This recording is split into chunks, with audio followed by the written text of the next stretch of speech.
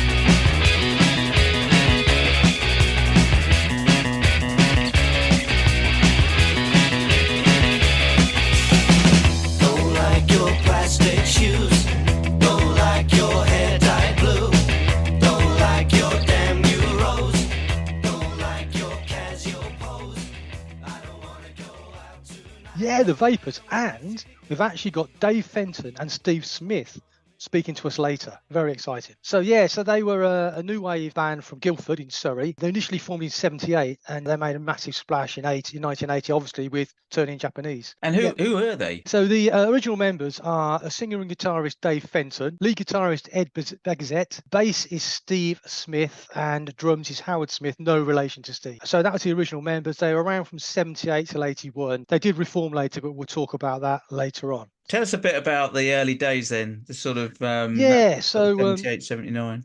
So Dave was a law student, and he obviously had a bit of talent for singing and songwriting, and he wanted to get a band together. So in 78, he put together the early version of the Vapors. So from 79 onwards, he had that settled band lineup that I've just mentioned. And they were playing a gig, actually, in a pub in Guildford. Now, also in Surrey, another big town is Woking. Now, from Woking, of course, are The Jam. Yeah. Massive band, Love massive. it. I mean, yeah. So Bruce Foxton, the bass player from The Jam, was actually at that pub watching the gig. And at that point, remember, The Jam were like, there was a massive, like, growing fan base, bigger and bigger buzz. So Bruce approached them actually and said, guys, can I manage you?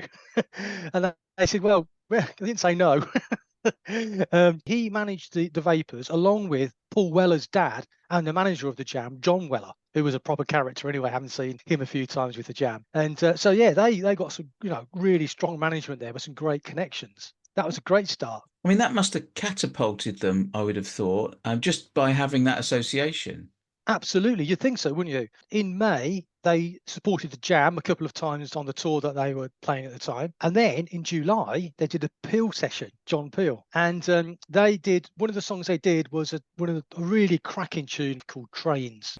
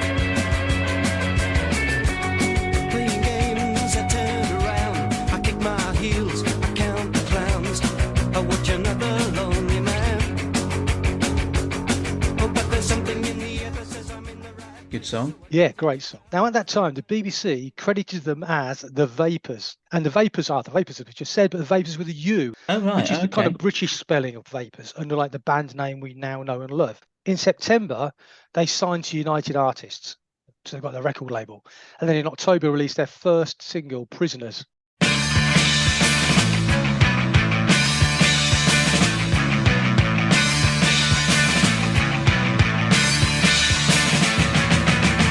There's someone banging on my wall. I turn the volume up to full. I don't know who it is or why they don't like me. I don't feel safe in this street. There's something nagging in my head. I turn my body out of bed. I pull the curtains on another brand new day. Mrs. Jones and friend just look away. I'm prisoner number one, I won't get parole 'cause I carry a gun. I'm prisoner number one. I'm prisoner number one.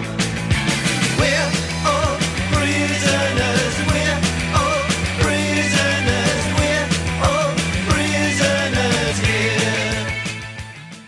It didn't get into the charts. It didn't appear on the first album, but it's actually a fantastic song. Yeah, it is a great song. Yeah, so then they supported the Jam on their Setting Suns tour. They played 28 dates supporting the Jam. Well, interesting enough, I went to see From the Jam, which is obviously the Bruce Foxton sort of version, on their Setting Suns when they redid that album, and the Vapors were supporting again. Exactly that. So, that's but back in the day when they did the original Setting Suns tour with the Jam, now, I don't know if I told you this, I'm also a massive Jam fan. I actually saw the Jam exactly 20 times live. Yeah, and on that tour, I saw them 4 times live. so the Vapors supporting the Jam 4 times. Yes. Oh God, right. Yeah. Okay. Just as just an aside, I was thinking the other day about it because one time I went down to the Rainbow in London. I saw them 2 consecutive nights with a mate from school, Ian Studley. And after the first night, we went and stayed with someone his family knew, and we had accommodation for the night. The next morning, we got up and we thought, well, we've got to get a train now. We don't want to carry bags around into a gig. So we went to Euston and paid for left luggage to leave our bags there. We went to the gig for the second night, finished the gig, again, fantastic 2 nights at the Rainbow. We went back to Euston to get our bags and get on the train back to Northampton. Left luggage was closed, and we were like, what? Never expected it. And we couldn't get our bags back until the morning. And we didn't have loads of cash. We were just kids at that time. And so basically we ended up sleeping on these steps to an underground car park. And it was the worst night ever. A little memory of that, those Rainbow gigs with the Jam on the Setting Suns tour, yeah. On that tour then, on the Setting Suns tour, had they released anything else other than Prisoners, or was that still their sort of first Prisoner single? was Prisoners was the only thing that had been released. It was not until the month after, in Jan 80, that they released Turning Japanese, which of course, as we know, became a huge hit. Yeah, massive. And it reached number 3 in the UK, number 1 in Australia, it reached number 7 in Canada. Oh, if I could mention loads of countries where it was top 10, and it also got into the US top 40. If I said Turning Japanese, I go, oh, I know that song. Then I say, do you know anything else by the Vapors? They'd say, nah, not really. I read up actually that it appeared in quite a few different movies as well as on the soundtracks, including Charlie's Angels, which you might know. Oh, okay, yeah, do know that, yeah. And others as well. They performed Top of the Pops twice with Turning Japanese in Feb and March of 1980, and obviously that helped them with their number 3 single in the UK. And then come May, they released their first album, still an absolute classic album, which we both love, I know, called Nuclear Days. Yeah, it's still an album that I'll listen to on a regular basis. Every song's fantastic. Didn't one of the Jam's producers do that, or my mistake? Yes, it was Vic Coppersmith-Heaven. He'd produced Turning Japanese, and he also produced the whole of the album. It had some great tracks on it, including such really strong songs as Bunkers.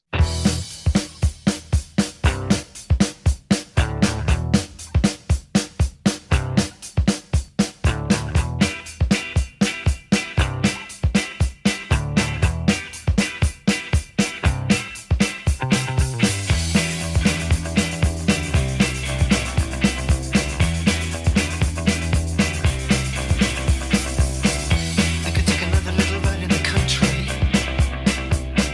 Drum on you down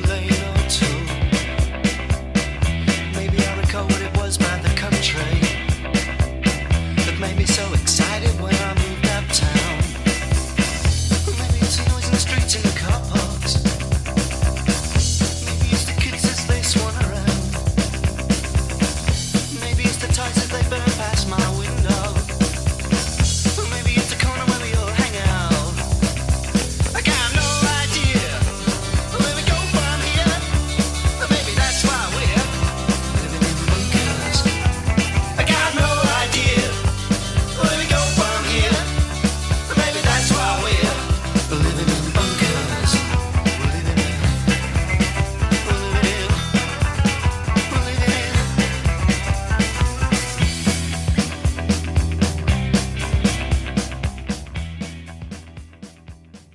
Then in June, they released the second single, News at 10. Now, I think that's a great song, but it only reached number 50 in the charts. Well, that really surprises me because Yeah. that is a strong song. Well- What happened then? Well, I think what that was that, do you remember when we spoke to the Photos? They had a real issue with one of their tunes, that they couldn't get on top of the pops because yeah. there was a Yeah. musicians' union strike. Well, that strike went on from the 29th of May to the 7th of August 1980, and that was exactly what was going on at the very point that News at 10 was released. So they couldn't get on because of that. Hence why it only peaked at number 50 in the charts. That really did, that strike, Yeah. that really did sort of stop the momentum of so many bands, didn't it? At Absolutely that time, did. so Absolutely many did. singles. Yeah, crazy. It's crazy. almost like you've missed the boat, you've missed your window. Yeah. Sorry, move on. Then in September that year, they released Waiting for the Weekend, another single from the album.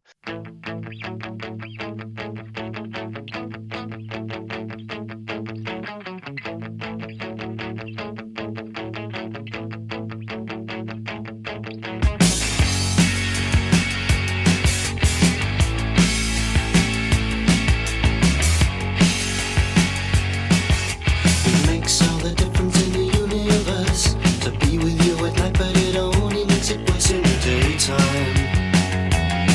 But when I see you in the evening, well, that's alright. I forget about the day 'cause you're mine all night. But in the morning, there's that feeling again. Another 9 hours until I meet your train at the station. So I spend all day on the telephone, just telling you I miss you when I'm all alone. And every day I dream my life away, just waiting for the weekend. Then I know I won't have to leave you here, and we can be alone again. Wait for the weekend. Wait for the weekend.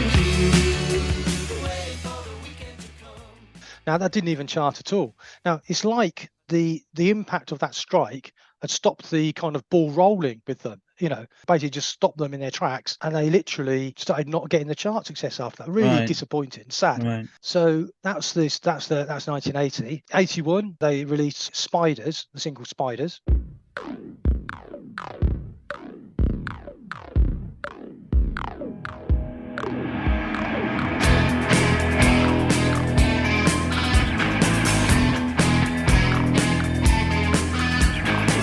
She's got spiders inside her head. She's in danger, she's easily led. She's on missions from morning till night. She takes pictures with infrared light.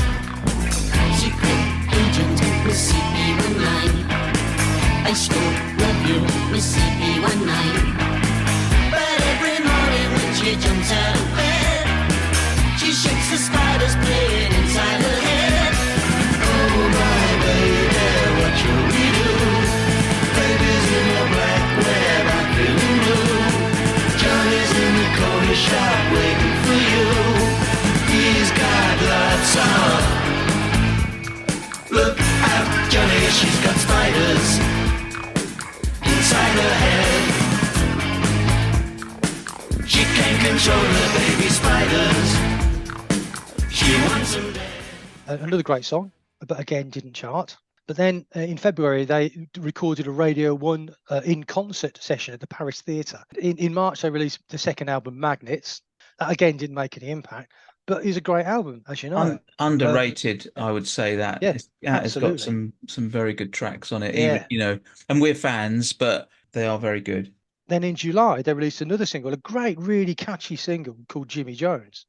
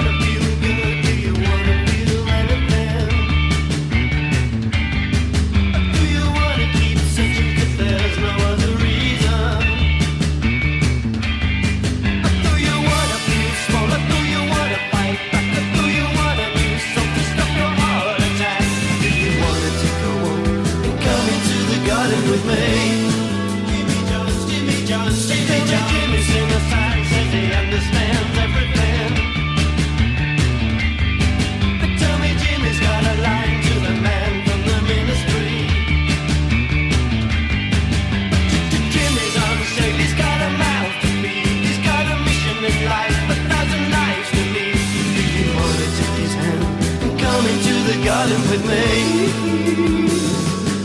Jimmy Jones, Jimmy Jones, Jimmy Jones, Jimmy Jones, Jones, and his soul crumbs. Jimmy Jones, Jimmy Jones, Jimmy Jones, Jimmy Jones, Jones, and his soul crumbs. And get you's got a place for me.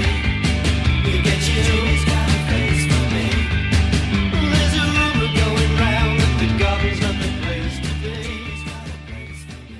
Now that's about a reference to a cult leader called Jim Jones, and that did make a Top of the Pops appearance for that. So that was their third Top of the Pops they did manage to make. But nevertheless, it still only got it at number 44 in the UK chart. So very surprising, really. What did you think of the difference between the two albums? Because they were different, weren't they? Between they Nuclear were. Days and Magnet. I mean, and that's a good thing. It's all about the creative process and variety and so on. But it was quite a different sound, wasn't it? Yeah, I mean, I think so. I don't know how you best describe it. There was different production on the two albums, I thought. Yeah. So whether that was just the difference. I'll go with that. I mean, the songs I thought was as strong as they were on the first album. Absolutely. But it was just this really different. If you take, your News at 10 or Jen Japanese or your, Waiting for the Weekend, they've got a particular sound associated to them, whereas Magnets had a very different sound.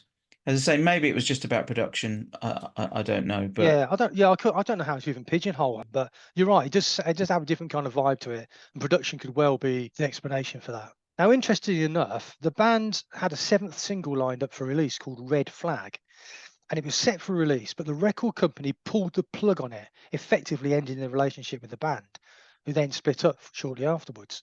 So it kind of like a very sort of sad end to it. Okay, so what happened after so they split in 81? What happened then?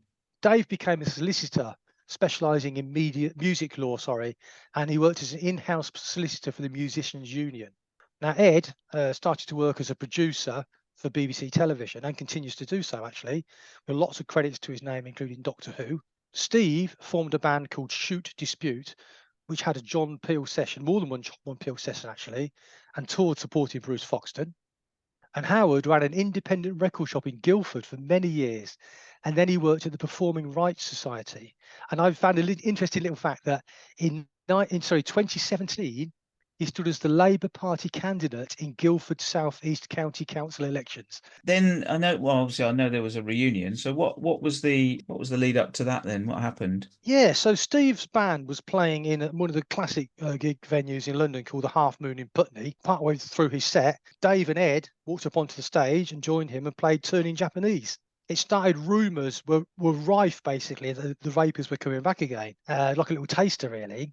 And then in October, they officially reformed with a gig in Dublin, and they had a new drummer called Michael Bowles. He took over from Howard, and in October, they played, in October 17, they played at the 229 Club in London, where, of course, we saw them together. We did. That was one of those things that we said to each other, if the Vapors ever get back together, no matter where we are in the world, we're going. Yeah. Ed sometimes had commitments for TV producing. So, for example, in 2018, they played 3 dates in New York City, and Ed had other commitments. So Dave's son, Dan Fenton, played guitar for the band. Then they released together the album. So that's one of the longest in history. It's one of the longest gaps between albums of any band, 39 years. And it included the second single, which is a great single, Together.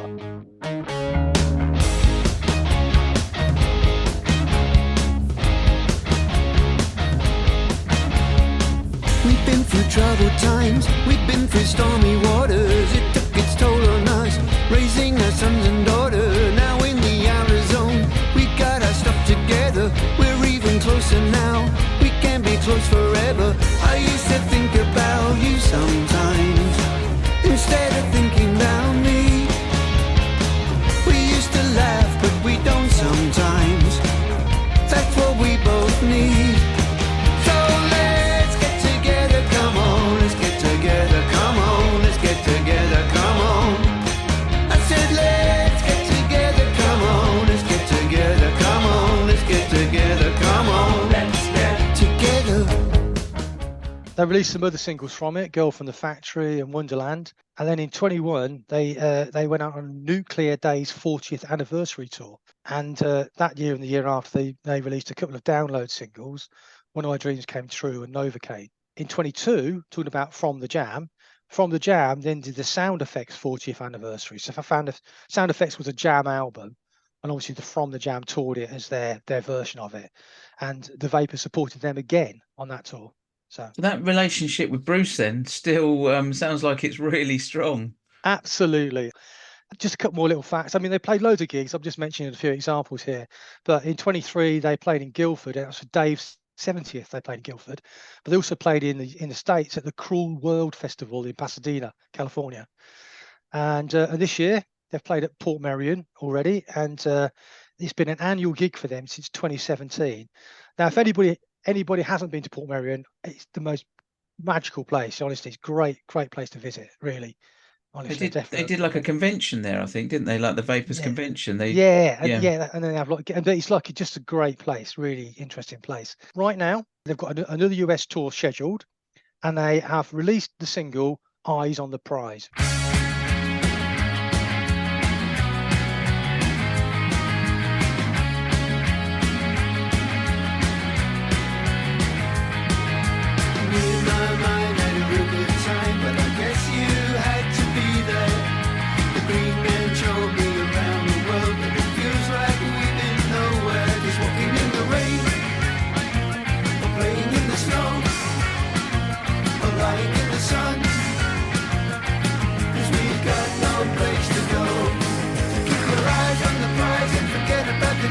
Signs. Keep your eyes on the prize and you see me coming round tonight. Keep your eyes on the prize and everything will be alright. Everything will be alright.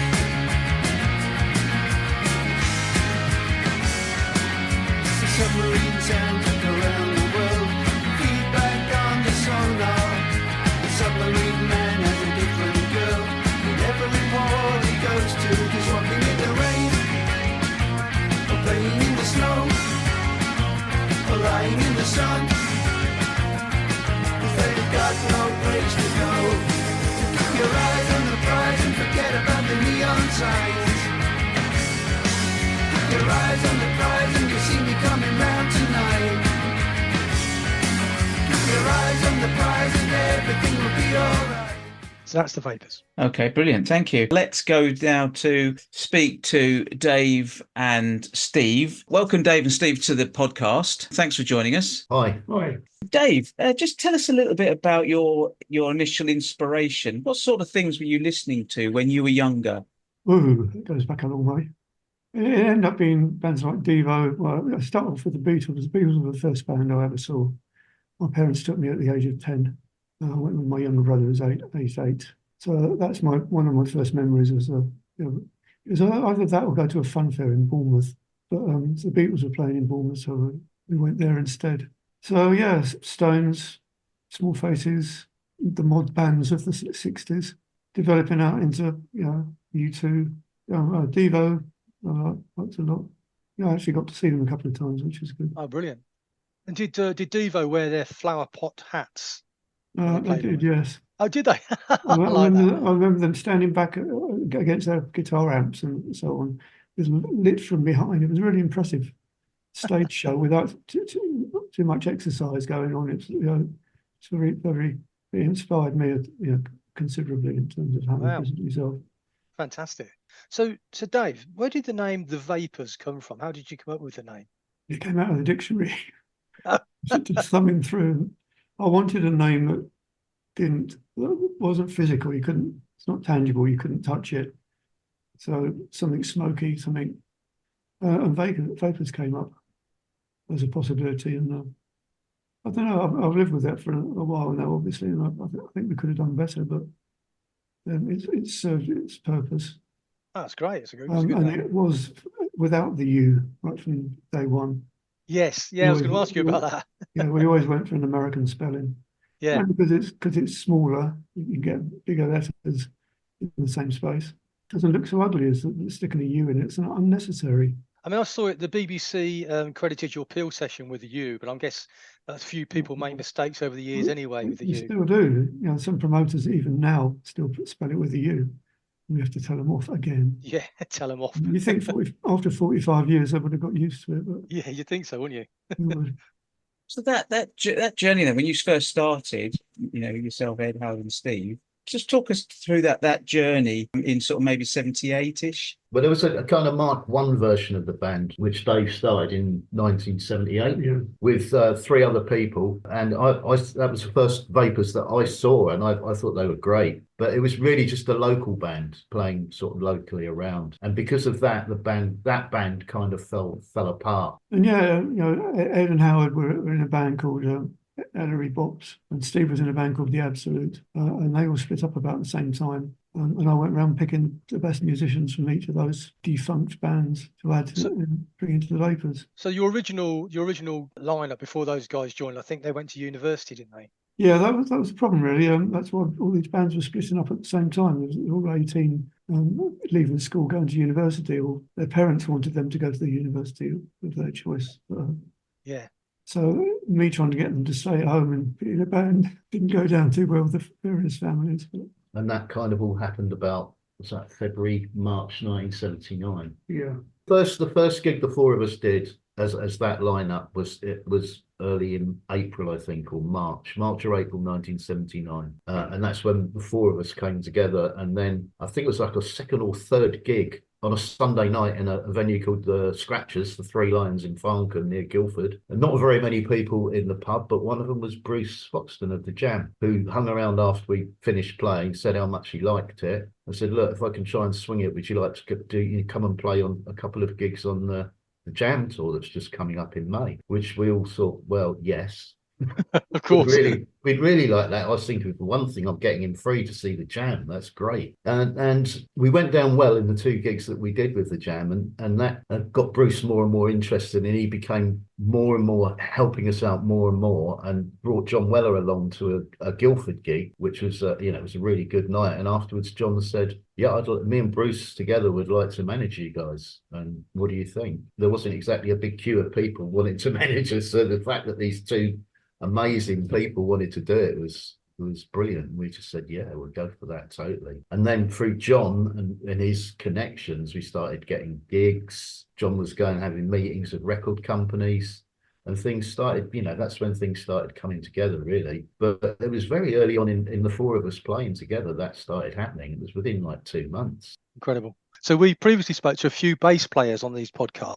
We spoke to Lee Hirons of the Faith Brothers, Steve Hovington of B Movie, and Dave Sparrow of the Photos. Did you start playing the bass as your first instrument? How your journey to the bass was? I started off playing piano when I was about, I'd say, quite young, 7 years old. My mother made me go for piano lessons every week and play the piano every day. And so I did that for I got up to grade 5, I think. So I did it for 4 or 5 years or something. But then I really wanted a guitar because I wanted to be a guitar player. So I eventually managed to persuade my parents to buy me a guitar. And for a few years, I was a guitar player. Then in the mid-70s, my cousins, who had a clubs band playing in working men's clubs up north, they came to see me at my work and said, look, we need a bass player. We think you can do it. How much are you earning here? I told them how much I was earning working in a Debenhams store. And I said, well, we'll pay you more than that. So that was a really easy choice. And that's really how I became a bass player, because my cousin's band needed a bass player, decided it was me, bought me a bass, bought me an amp, and started gigging every week with them. So Dave, did you start on guitar yourself?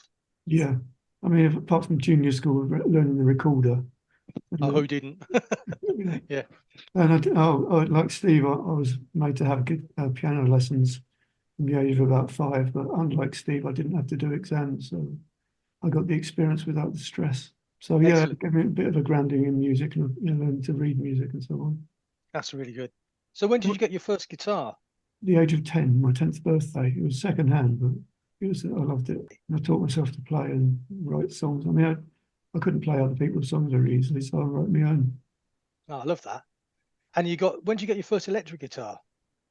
That was when I was living in Red Hill with my parents and working in Guildford, doing law at high school clerk. And when I came to sell my car eventually, because I needed a car for that trip, Yeah. and I moved to Guildford and rented a flat and didn't need the car anymore. And I sold it and bought my first guitar and amplifier. Wow, fantastic. So I would have been about 21. Wow.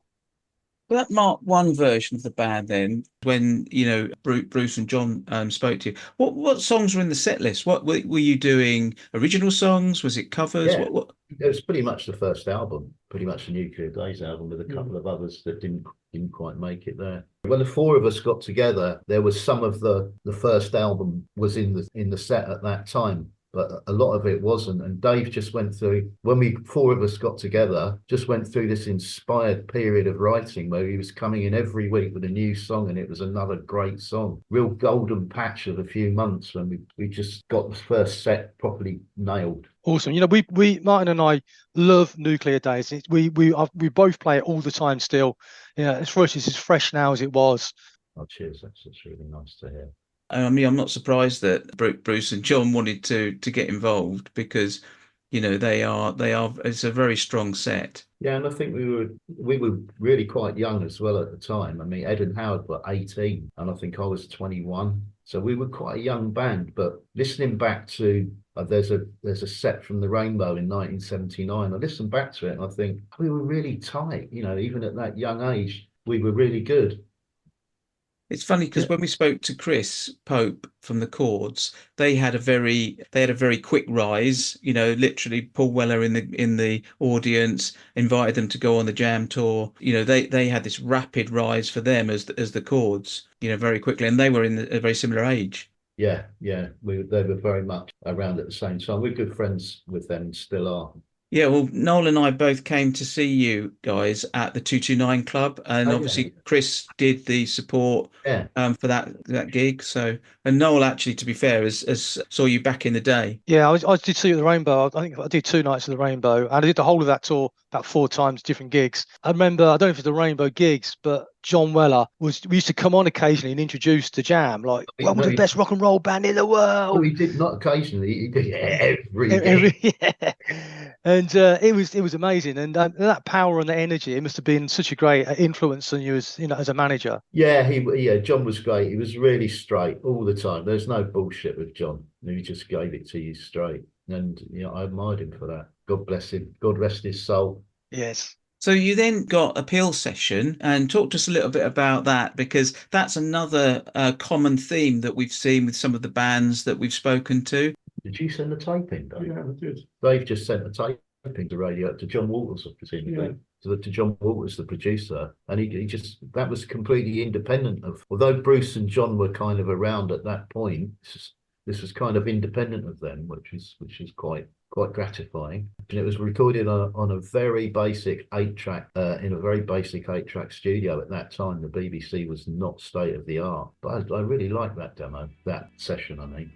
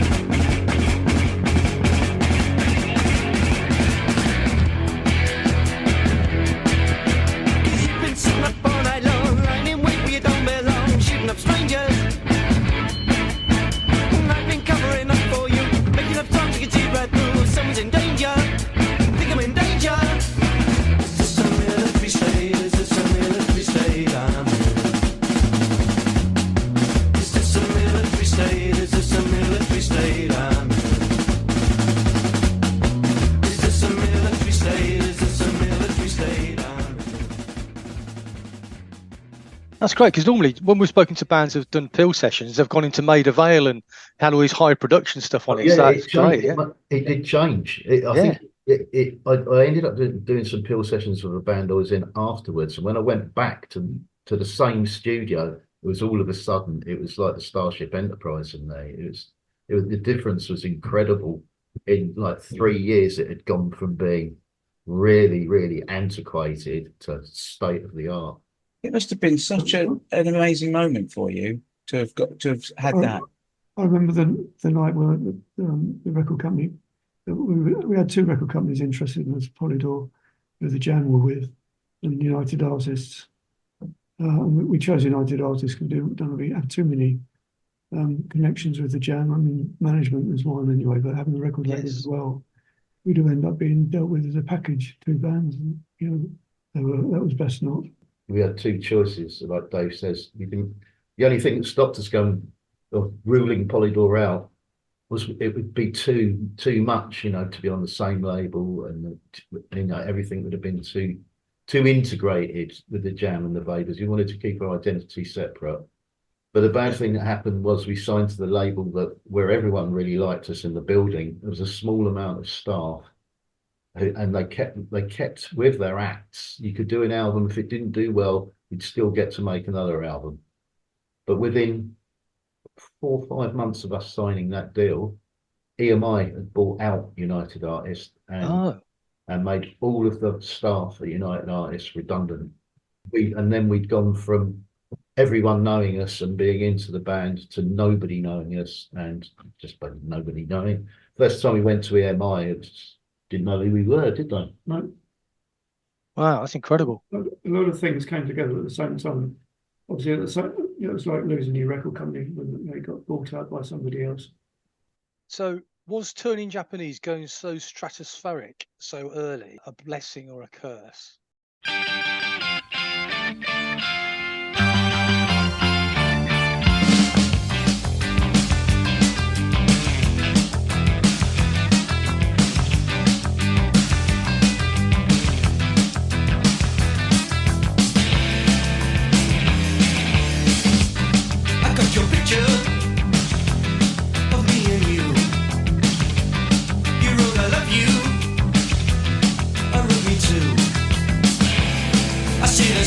There's nothing else to do. Oh, it's in color. Your hair is brown. Your eyes are hazel and soft as clouds. I often kiss you when there's no one else around.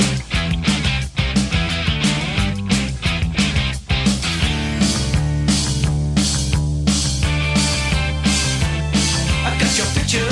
I got your picture. I'd like a million of you over myself.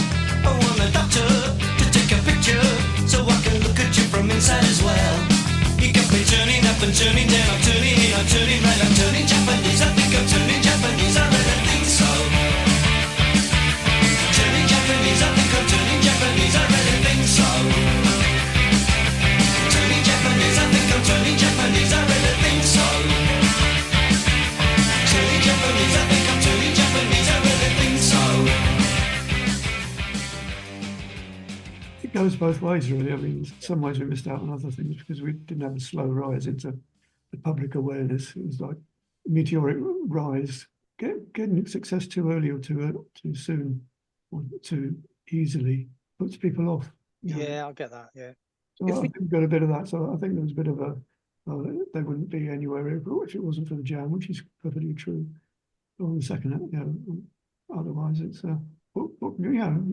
better to be a one-hit wonder than a no-hit wonder. Yeah, I agree. It goes both ways. I can only dream. I mean, we did really sort of take this into consideration when we were talking about doing our first single. Turning Japanese came up. Obviously, it did. Yeah.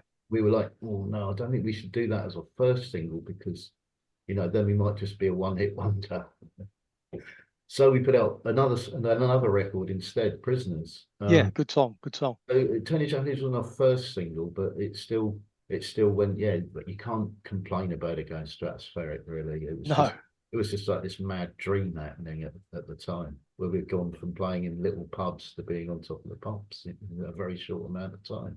So did you know that the song was going to be a hit? We knew it was a great song and we knew it was a great record, but it doesn't guarantee you anything, does it? No. There's No. loads of great songs and great records that never got anywhere. So we were hopeful and obviously thrilled when it took off. And what was the Top of the Pops experience like? Weird, bizarre experience. Yeah, plastic cymbals on the drum kit, people being shoved around, giant cameras in your face. Yeah, very. I mean, I'd grown up with that program, and so had Dave, and we religiously watched it every week, and it's always, what do you want to do when you go up? Oh, I want to be on Top of the Pops. And there we were on it, and that was, for me, it was kind of, wow, I've actually done that now. Bearing in mind today, you can't really comprehend the impact that being on that program had on the bands and the record sales, can you? It's 15 million viewers. I mean, nothing gets that kind of viewing figures these days. It's incredible. And it was very, very influential in terms of selling records. When United Artists then got taken over by EMI, what effect did that have on the band? It was totally depressing. Yeah. Obviously, because initially everyone in the record company knew us like what we were doing, and we've been signed to like a family firm. So United Artists effectively became EMI, looking after EMI artists, and we weren't. And you lost John and Bruce as well in terms of management. Yeah, the following year they came to us and said, "Sorry, you guys, Jam's just taking up too much time now." When we got the offer of management, the Jam hadn't had any #1 singles, and suddenly they got a string of #1 singles, and they're too busy. The other side of it was that we were doing quite well in America. We were over there a lot, or the Jam were in Europe, so we hardly ever got to see Bruce or John. Right, yeah. So we accepted that, when they say, "Sorry, chaps, we can't do this," we thought we could, we can't. You just have to say, you have to agree with them, because you can't argue with that, really, can you? No. Yes, lost the record company, lost their management, and then the third thing that hit us was the follow-up to Tony Japanese, News at 10, was put out, and nobody knew it was put out. The United Artists, run by EMI, had no idea we were releasing a single.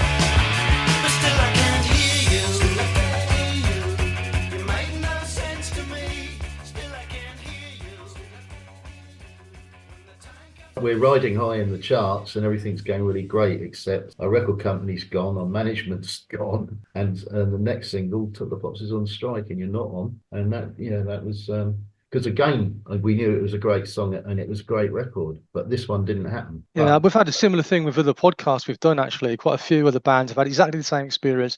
Mega songs, and then the same thing with the record company and the Top of the Pops strikes and other things have just frustrated the whole process. So yeah, but people still really love that song. So oh god, yeah, it doesn't really matter that it didn't go in the charts. If we talk about post the single, then you obviously then you've managed to get tours in globally, really, USA, Australia, and other areas. How did the audiences differ, for example, between the UK and those areas? And there were more people at the gigs in America. I would say that's one of the big differences. He actually did better in America than we did in the UK in a lot of ways. That was the main difference, wasn't it? Yeah. You did some TV appearances in America as well, didn't you? Yeah, we did. Yeah, we did. I think Solid Gold, I think we did, with Dion Warwick was the host. All right. And they had like a dancing troupe, like Pan's People, kind of dancing going on. So that was quite funny. You've been back to America, haven't you, recently? Yeah, we've been 3 times back to America. Yeah. We did a weekend trip where we played 3 nights at the Mercury Lounge in New York. I think 2018 we did that around late in the year. 2019 we did the Lost 80s package tour with a lot of other bands from the 80s where we only had to play for 20 minutes, play 4 songs. But that was brilliant because a lot of people at those gigs and they all, when we played Turning Japanese, they went nuts. They went absolutely nuts. And then last year we did the Cruel World Festival, which is a massive, huge festival where we played to 35,000 people. Wow. But that was just for a one-off.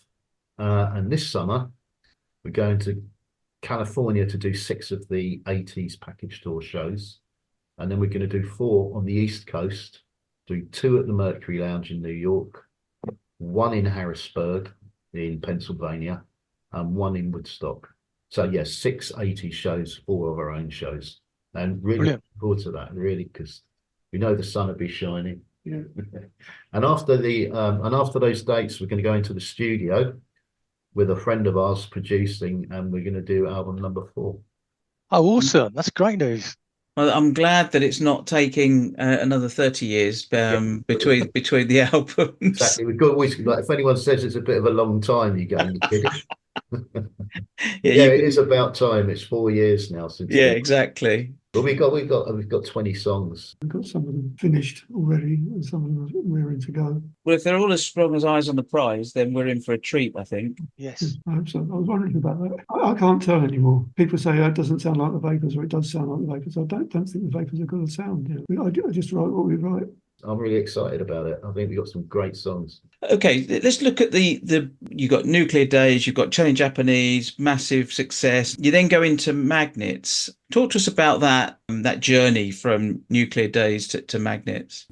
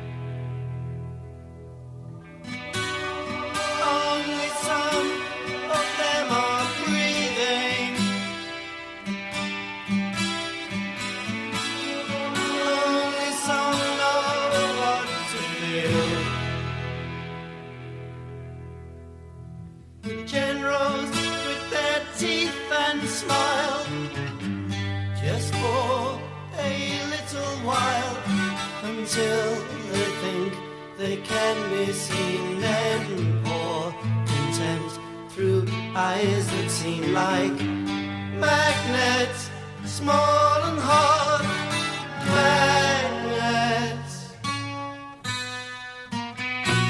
They roll away down through the arches. The wet streets shine confetti line. The sun burns everything it touches. The motorcade dissolves the mind. It was compressed into quite a short time span, really, because we were out touring Japanese in the first album for months, if not years. And so when the record company said, well, let's have a follow-up album, there wasn't a follow-up album just sitting there. It was like half written and the old idea for a song, but nothing finished. So it was frantic writing sessions going on. And I had no idea what to expect to come out. I had no idea what was the Vapors.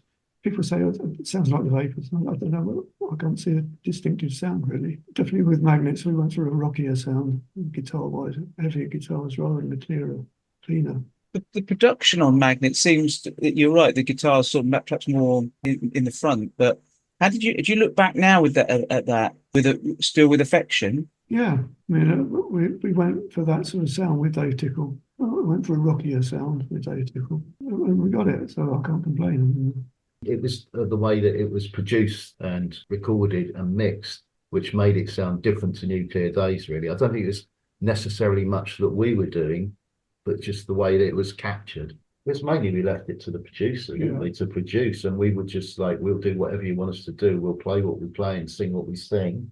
But we were very much, new to the industry at that level. And, we were working with Vic Smith, who'd done all the jam stuff. And then with Dave Tickle, we've done Split Ends and, other great stuff. And we tended to, once you've got a producer in, you have to trust them. And we did.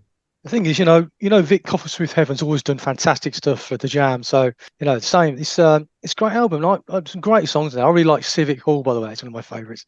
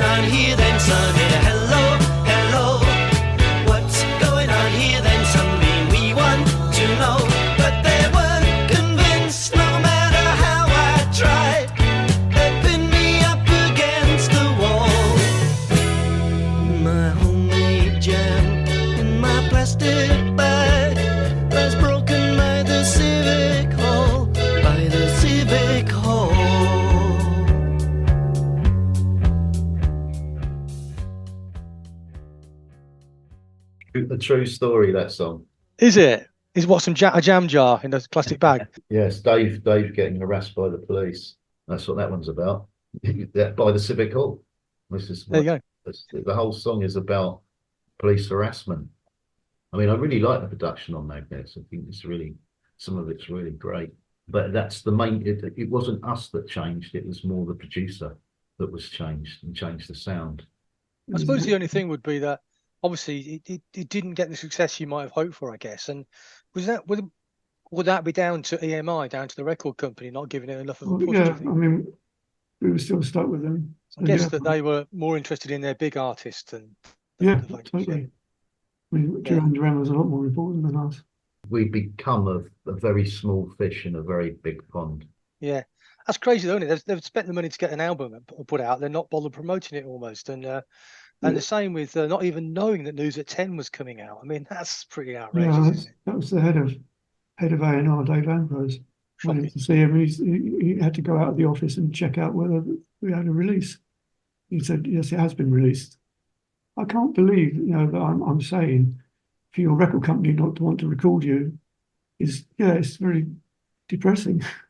Oh God, yeah. Where'd you go? You're tied up exclusively to them. I understand that you'd recorded Red Flag as a single to be released, and the record label pulled it. We didn't get as far as the studio. I think the A&R man came to rehearsal, played it through to him. He recorded it on a cassette, and then we were supposed to be going in the studio over that weekend, and he pulled the studio time on the Friday night. I think, wasn't it? But he just pulled the studio time, and it was just like, we can't work with people like this. What's the point? We'd gone through all these kind of crises, but this was just like the final straw in a way. Dave and Dan did an acoustic version.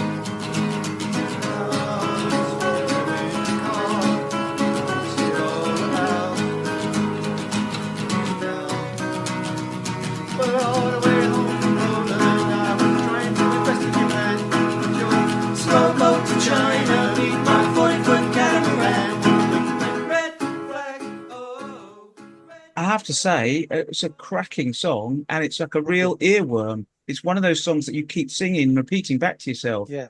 Is it something that you would do anything with now, or have you decided to No, consign it got to too history? many bad memories, really. I think just doing an acoustic version of it in the first place was just simply to stop people Talking about it. Yeah, you can shell that Still away and great. just It's a Well, great. go and listen to that. Can I apologise for bringing it up? You can. It's your job. It was kind of the song that broke us up. Yeah, yeah. Well, I was going to ask actually about after that. Was that the sort of start of that final split? Yeah, That was the start and end of it. That was it, wasn't it? Yeah, the last straw was put in the recording time. Where'd you go from there? But yeah, that was it really. The last straw. The next day we were finished. Really, I mean, that seems so final. it was for a long time. How can you get on with a record company that won't record you? No management. Because these days it would be very different, wouldn't it? Because you can record stuff, different technology, and it's very available. Yeah, it's a lot easier and a lot cheaper to record stuff. Really high quality material yourselves. You can just do it yourselves, buy a computer program for 80, 90 quid, and you can do top quality recordings if you know what you're doing. Back then you would be paying a fortune per day to go into the studio, but that was the only way you could really make records then. So that sort of, today I'm in a band, tomorrow I'm not in a band. And were you still writing all the way through that, or had you stopped? For the first 10 years after I left the band, I had another band with my wife and her brother and various other people, which did quite well. I mean, we did that for about 10 years, doing local gigs, London gigs. But it wasn't until we decided to have kids that I thought, well, I can't be a sound engineer while I've got a family. Because it just meant being away from home more to earn more money. So we decided to go back to my legal profession. I was already qualified as a solicitor.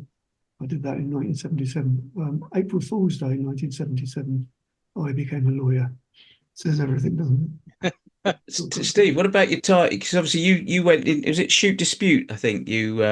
Yeah. I did that for a while. We did a couple of John Peel sessions. We went on tour with Bruce Foxton, and we got close, but we didn't quite get there. And after that, I was in other bands as well, but I started doing sound engineering, and I did that touring Europe a lot. Went to America a couple of times doing that. Bizarrely, I got a name for doing sound for noise bands back in the day in the late 80s. I started doing a band called World Domination Enterprises, who were like really good friends of mine. And then all of a sudden, all these other noise bands like Loop, Lush, they're all phoning me up saying, come and do our sound. So I did that for quite a while because that was quite good fun. And I liked being able to make it sound like I wanted it to sound like. So fast forward then. So Noel and I, when you split, we were disappointed, obviously, as you guys were. We said to each other, we made this pact that whatever happens, if the Vapors ever get back together again, we will go together and see them. That period, that 34 years, what happened? How did you get to this stage where suddenly it was, we were back on the road, we got together, the album, talk to us a little bit about that. Yeah, when I was working at the Greyhound in Fulham, Dave came in with Brainford with their band, and I did the sound for them. So it wasn't that we'd fallen out between ourselves. But initially it was, we initially were just offered 4 gigs. Howard had just had 2 young children, so he was very involved in parenting his children. He just really didn't have time for it. But me, Ed and Dave, we said, yeah, why not? Why not do 4 gigs? And will anyone come to them? Will anyone remember who we are? But we got such a good reaction from the 4 gigs that we thought, well, let's just keep going. But it was very, we only did 4 gigs in 2016. I think we probably only did like 6 or 7 in the next year. It was only it was mainly sort of 2018, 19, 20. That's when we really started working hard again and getting quite a lot of gigs. But then, of course, COVID came along and ruined all of that. It was almost like something was conspiring against you, wasn't it? Yeah. You then made Together, which is once again great stuff. And was that in a similar vein to Magnets, where you'd had a short period post the reunion, obviously not leading up to the reunion, but to write the songs, or had you just been cataloguing those and had a little library of them? Well, obviously, we reformed in 2016. So yeah, there was 3 or 4 years we've been accumulating songs, and then we had to sort of shake them out and see which ones stuck, which ones work well with the band. It's funny sometimes the band playing something I've written, we just fall into place naturally, and other times we have real trouble getting them. So it's quite democratic then. So everybody kind of has to be happy with the vibe for each track. I tend to leave the middle eight out now, and they can work on that. And what comes first, Dave? Is it the lyrics? Is it the melody? What's the? Sometimes it's all of them at the same time. Sometimes I wake up in the morning with a tune in my head. My phone is full of it's got about. I've been through it recently to filter out, like I said, songs that I don't want, but I use my phone to record tunes and lyrics and so on. Just something over 1,000 on my phone. 1,000 songs on your phone? 1,000 tunes. I've got plenty of choice. So how did you find Michael, the man with the winning smile, your new drummer? He came down and played at a rehearsal. It was quite strange because one of the bands that I'm still in at the time were going through drummers like there was no tomorrow. They were really hard to find a good drummer. And when Howard couldn't do it, I was going, oh my God, who are we going to get to play the drums? It's really difficult finding a good drummer these days. But Dave said, well, I know this guy Michael that I was in a band with before. And yeah, A, he was into doing it, and B, he turned up and he'd learned the songs and played really great. And so it became an incredibly easy thing to find a drummer. Oh, that's great. Dan's influences include AC/DC and Queens of the Stone Age and so on, but he plays very similar to Ed's style. He's a real asset to the band, isn't he? Well, he is, and to fall in on Ed's style is brilliant. I mean, obviously he's still playing the same solos that Ed wrote from the earlier stuff, the first 2 albums. But obviously, it influenced him on what he put on together. So how did Dan get into the Vapors? I guess growing up, he was listening to it. He found my albums in our music collection and played them, learned them. He learned to play them. He found when he was a kid and started playing guitar, he found Nuclear Days in the family record cabinet, and he learned. He said he's really influenced by that album's guitar playing and that's why. I mean, I think in a lot of ways he's very similar to Ed in that he's very creative and the stuff he comes up with is great. I don't think it's necessarily got much of a AC/DC influence on it. Very lucky to find Dan as well. When we needed a guitar player, he was just there and he knew all the songs. I tried to get him interested in playing guitar when he was about 8 or 9, for him a small scale acoustic, but he just didn't touch it. The next thing I know, he's got electric guitar, amps, and got more than one electric guitar. He's really, from the age of about 15 or 16, he's really gone into it and learned everything we needed him to learn when we needed a guitarist. We have fallen on our feet there, I think. Same as we did with Michael, the drummer. It was again, that was incredibly easy, wasn't it? It's not all crises, We've had a few lucky breaks as well, especially when we were starting back in the day. When we started to when we got to Top of the Pops, we had a lot of good fortune. It was just as soon as we got to Top of the Pops, it went bad then. But yeah, we were lucky. We were lucky to find Michael. Lucky that Dan was a great guitar player, and lucky that we're still rolling. So we're both friends with the photographer Derek D'Souza from different bands that we used to go and see. The Truth for Martin and the Faith Brothers for me. And he seems to have done a lot of live shots of your gigs. Yeah, we bumped into him years ago, quite early on. And he asked us if we'd mind taking photos, so we give him carte blanche, any gigs. So. Good stuff. Good guy to know. Yeah.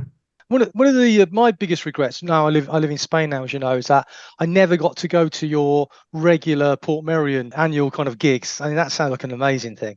Yeah, I think we've done 5 now, and quite a lot of people have been to 3. Quite a few. Some people have been to 5 of them because it's an amazingly strange place. It's always a good time. Everyone comes and we did it this year. We let people in the audience get up and sing Vapors songs with us, the band, but you had to book a slot. But the night before we did our gig, we had fans getting up and singing with us, which I think they really enjoyed, the audience really enjoyed, and it was really good fun for us as well. But we try and make Portmeirion a bit special. We don't just play our normal set. One of the first Portmeirions, we played the whole of Nuclear Days in one set, and then another set of everything else. So it's a special place, and we try and make it a special weekend. because we do it over two nights now. We ask this question to everybody that has been on the podcast, which is talk to us a little bit about your greatest memory. Being awarded a gold disc in Sydney Harbour was nice. Wow. It was a lovely day out. In fact, it was gold and platinum all in one go. It's quite good. So I guess that was turning Japanese. It went to #1 in Australia. Yeah. Yeah. Only #3 here. Yes, only.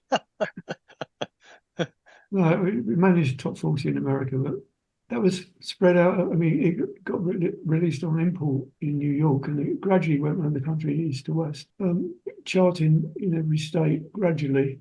So it took about 6 months or 8 months to travel around and sell itself out. So it never really got very high in the charts. It sold loads of records. Yeah, it was kind of consistent, just consistently kept going. Yeah. Well, I think for me it was very recently, in fact, a year ago when we walked on stage at Cruel World Festival, and there were 35,000 people out there, and they loved it. And for me, that was the best, absolute best. Apart from that, seeing myself on Top of the Pops, that would be my other memory. Okay, brilliant. No Thanks, problem. Dave and Steve. We really appreciate it. You've got a fantastic legacy, and we absolutely love you guys. So, but thank you so much for your time. We really appreciate it. Thanks, guys. Much appreciated. Yeah, cheers. See you soon. Bye.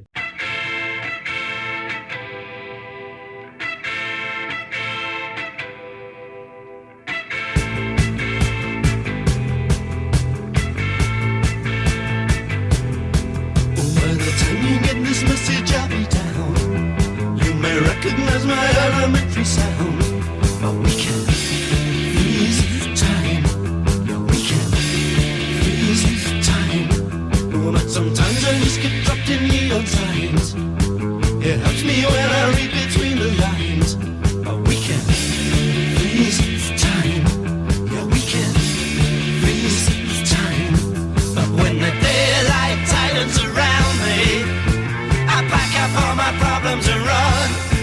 When the daylight tightens around me, I don't know what I'm doing, but I gotta get things done. Don't you ever let your problems get you down.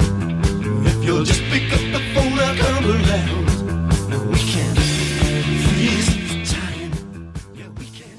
Well, thank you for listening to this episode of the Uncharted 80s podcast.